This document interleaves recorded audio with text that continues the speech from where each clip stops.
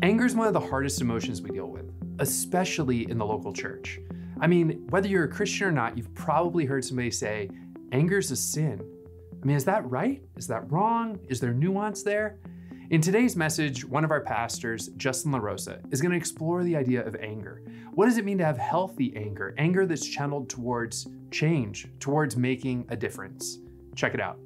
We continue our sermon series, The Good, the Bad, and the Healthy, reframing how we see our emotions. Today, we turn to an emotion that touches everybody, anger. On Mother's Day. Happy Mother's Day. Our emotions seem to have been honed for millennia. Anger is no exception. It has a valuable role in our lives, in our families, communities, and in the whole world. But we all know that anger often shows up in messy and unwielding ways, especially when anger is real intense. So let's test something here. How many of you have experienced anger, acted, and then felt some kind of remorse or shame for the way you responded angrily? Well, that's most of us. And it's just as normal to kind of go to the other extreme. Sometimes we do it real intensely, and sometimes we don't feel angry strongly at all. And we get numb to things that perhaps we should feel angry about, whether it be injustice, betrayal, harm done to others or to us. Like sometimes we're just like, oh, it's all too much. And we just shut down. But there's also another issue. It's the issue of how long do we hold on to our anger? Some of us grip it tightly and we can't seem to release it. I'm kind of a anger expert, not because I manage it so amazingly, but if any of you know the Enneagram, I'm a 1 personality type, and anger's our deal. So sometimes we replay anger over and over in our heads, and we're unwilling or unable to let it go. Some of us, we bury it deep within our minds and our souls, and anger never stays buried forever. Eventually, it leaks or it explodes sideways. And many of you, good nature folks, and I know a lot of you out there, have experienced that leaking, and then you're kind of horrified and wondered, where did that come from? And then there's the people who were taught that you shouldn't feel angry, whether it was consciously and you were told that, or it was subconsciously. Good Christians, they don't feel anger. And we all know those people who are always angry. And they fire it like a flamethrower wherever they go. So again, some deny that they don't have it. And you know what denial stands for, right? Denial stands for don't know I'm even lying to myself. Others know that they have anger, but they shove it down and they repress it. And others just go with it and they react angrily and express it in counterproductive ways. Anger, as we know, can lead to all sorts of issues: depression, aggression, resentment, long-term bitterness, and self-destructive behaviors. And it's widely documented that anger can lead to negative health outcomes. So what are we to do? Christians are called to develop a healthy theology of anger, which shapes how we deal with it. We have to reconcile our anger with our faith. And if we don't, anger will not only replay itself on a loop, being denied, repressed, or expressed unhealthily, but it will also negatively shape our character. It can warp our perspectives and hijack our responses, impact our relationships with people we love around us, and block, maybe as importantly, block the path to forgiveness. Here's the point. If you don't own your anger will own you. I'm going to say that one more time. If you don't own your anger will own you. I want you to think about something you are currently angry about personally, something that maybe keeps running around the hamster wheel. And if nothing's evident, then look backwards and picture a person or a circumstance that got you hot with anger, and type it in the comments. We'll engage it shortly. Now, I want to say something at the beginning here. None of us will own anger perfectly, we should expect to stumble. As I often remind myself, trying to grow more in love and be like Jesus, I stumble towards the light. That theological concept for this growth and stumbling is sanctification. Yet as we aim to own our anger, God will assist us. So what or how do we reconcile anger with our faith, with following Jesus? What does Scripture say about anger, about avoiding it, understanding it, and transforming it? Soon I'll offer some ways that are rooted in the Scripture. But there's something out of the gate that's important to wrestle with or maybe think about. Not all anger is sinful. I'm going to say that again. Not all anger is sinful. The anger that rises in response to wrongs done to us or to those we love or a group or a community or a nation can actually be a holy discontent, a righteous anger. In fact, that kind of anger is often the price we pay for paying attention. We see the suffering. We witness the absurdity of evil or random tragedy, and we get mad, righteously angry.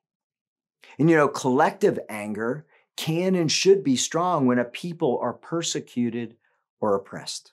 History are full of those moments where that kind of anger became a catalyst for justice. And we're seeing it in plain sight today. Just last week, a couple things happened. I felt pretty angry when DOGE, the Department of Governmental Efficiency, cut all the AmeriCorps funding for something locally. It just wiped it out. You see, AmeriCorps workers staff most of Metropolitan Ministry's street outreach team called the Brigade. People who serve the most vulnerable in our city. This team has been my first call, my first contact. When I encounter somebody who's experiencing homelessness and need help, I give them their number, 209-1044. It's the first line of support for the most vulnerable in our community. They meet them where they are at in the community. They connect them to housing, food, and critical resources. They offer hope. And every single one of those AmeriCorps workers lost their job without warning, which means they won't be showing up this Sunday at the portico nor at Hyde Park United Methodist for the breakfast or the lunch. At the portico, we serve almost 200 people every Sunday, and they come and meet with those folks. And now it's just gone. Now, I was hot, I was angry, I was grieved, I was frustrated, and it didn't feel wrong. It felt like an appropriate feeling. So was it sinful? I don't think so. Sometimes, again, anger is the price we pay for paying attention. And as one writer put it in this book called Wanting, they said, anger at its purest and noblest form arises from the depth of love. When we love deeply and see clearly, we will inevitably feel anger at the things that destroy life, harm others, or desecrate what's sacred. I know that people on the edges are going to suffer a lot as a result of what happened this last week. So we have righteous anger, right? But here's the tension. We can still have righteous anger and respond to that anger, maybe not in the way that's the best. Our response to it can sometimes be misguided, self-serving, or harmful. We have to invite God into those things. Even in Jesus' time, different groups responded to their anger at the Roman oppression in different ways. The Zealots fought back with violence. They expressed it. The Pharisees doubled down on purity laws. They repressed it. And the Herodians maybe denied it and cozied up to powerful people and its benefits. And Jesus, he carved out a different way. Now, I want to say that not all anger is righteous, as you know and I know. Some is sinful. Sinful anger is the kind that doesn't rise from love or justice, but from ego. It's the anger that flares up when our pride is bruised and our expectations go unmet, or when our comfort or control is threatened. It comes from disordered desires, misaligned instincts, or maybe even fear. irrational fears. It's the kind of anger that demands the world bend to our will and that people act the way we think they should, and that we ourselves never fall short. A simple example of that is think about road rage. People aren't acting the way that, we want them to act, or they're being what we would call dumb or dangerous. And so we rage, we get angry. When reality doesn't cooperate, we either get real angry or at a minimum, we resentfully sulk. You see, anger that's not grounded in compassion or courage, but rooted in entitlement or insecurity or unchecked emotion makes us into a victim, the plums, poor little old me's, or an avenger. I need to fix this. That kind of anger can take over. It can fuel resentment, hostility, or a desire to punish people, even those we love. And it can be pretty fiery, or it can come out quietly and unsuspectingly. But the thing about sin isn't just what we do. It's also about how we're oriented. A heart turned away from love, a life bent inward instead of outward. And anger, when it grows from ego, becomes a fracture point in our relationships with God, with others, with ourselves, and even the world and the community. And that's really kind of the definition of sin, is it not? Missing the mark in all those places. And so in summary, anger can be righteous and anger can be sinful, but how we engage it and how we act upon it, either one, because we're going to have it from both places, we just are, it matters. Now, some of you have probably heard this saying. It has been said that anger is a poison we drink and we hope the others die. Now, Ecclesiastes says it a little bit more eloquently in verse 9, somewhere between the 5th and 3rd centuries BCE. It says, "Do not be quick to anger, for anger lodges in the bosom of fools." A more contemporary version of this, which some attribute to Mark Twain, I don't know if that's true or not, I looked all around, but I like it. It says, "Anger is an acid that can do more harm to the vessel in which it was stored than anything on which it is poured." Anger wounds us when it festers in us unhealthily. And we see people who don't deal with it well become fools by making dumb decisions. Heck, sometimes we make dumb decisions. No matter whether it's sinful anger coming from the ego or righteous anger when we look at the world and it seems like things aren't right and people are being hurt. So what is it that we are to do?